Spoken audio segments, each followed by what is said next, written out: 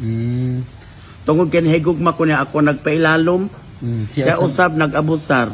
Muna magkita mi karon lamiing nun nga. Bayari ko sa imong mga kung mga gasto nimo. Kabaga ko nimo nawong. Pero nakasulay nakaana nga imong gipaningil ang laki or Wala. ipasagdahan na lang gyud nimo. Pasagdahan ra na ako. No, okay. Kay makabakwi man pug ka nga.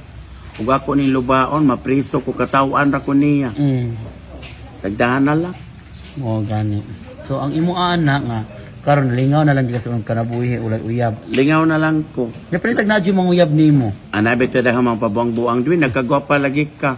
Igo-igo raman ko ni isuroy akong nawong.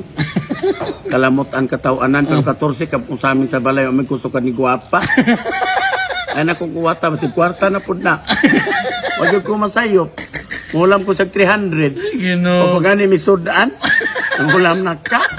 Ako awayon ay.